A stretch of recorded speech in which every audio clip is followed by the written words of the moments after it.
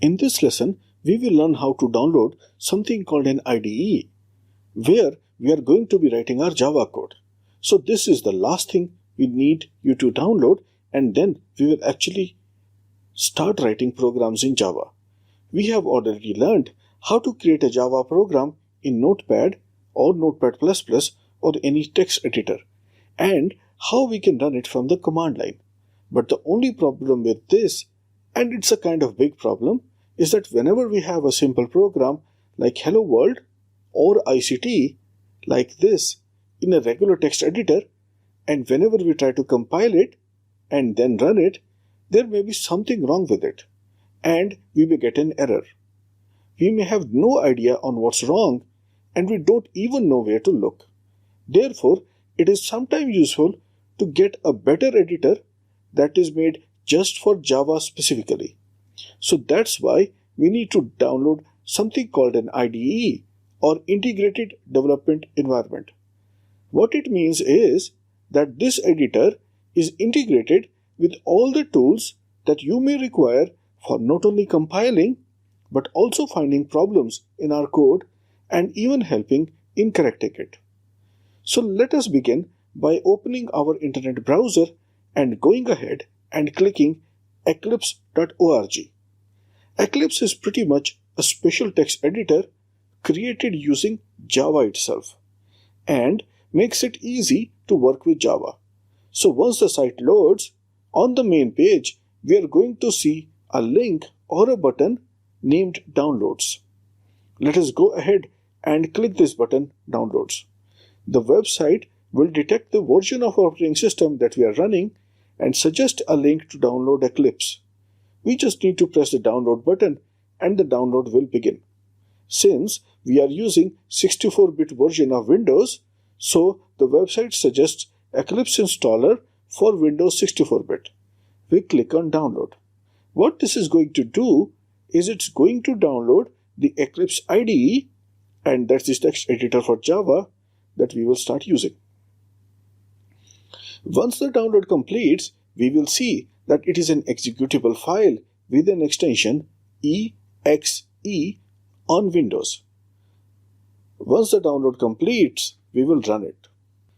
It will produce a screen to download various versions of Eclipse like this. We will choose the first option, Eclipse IDE for Java developers. Next, it will ask for the installation path, and I will just let the defaults be and just press install. Because of these defaults, it will create a start entry and also create a desktop shortcut. We accept the Eclipse Foundation Software User Agreement. Once the installation completes, the install icon changes color from orange to green, and the button text will read Launch. We can press this button to launch Eclipse, or we have a nice little shortcut on our computer right here where we can just click it and start writing Java programs. So the main objective of the lesson is to do a basic download, and once you have downloaded and set up Eclipse, we can start writing programs.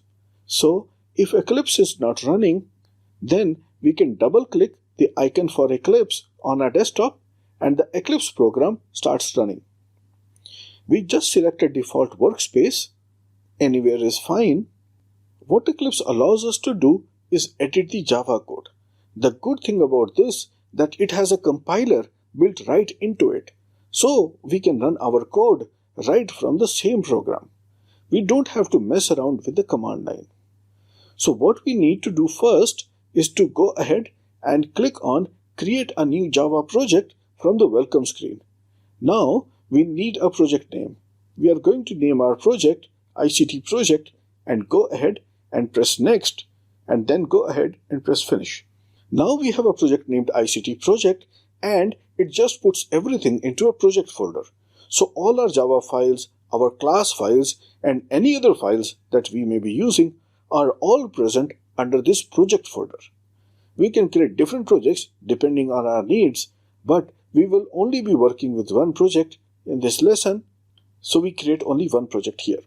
So once we have a project called ICT project on the left hand side of our screen, we go ahead and press this little arrow on the left of the project name, and it expands this little tree view, and we can see something called a JRE system library and a source. We want to work with the source file, so go ahead and right click on the SRC and press new, and choose class from this flyout menu.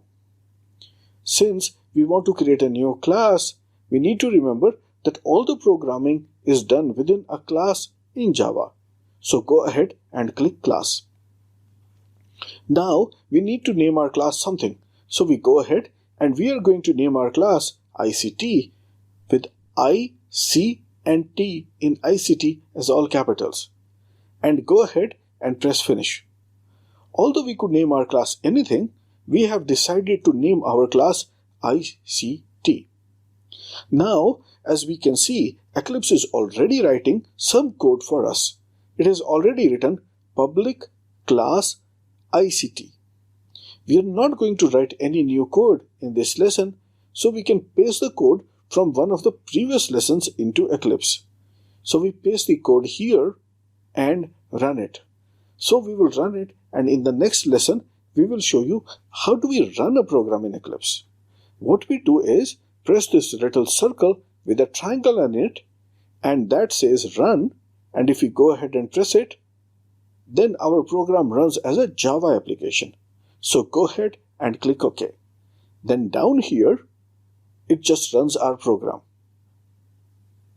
So we can see that Eclipse saves us a ton of time from saving the Java program to finding the path, first compiling it using Java-C, and then running it using Java.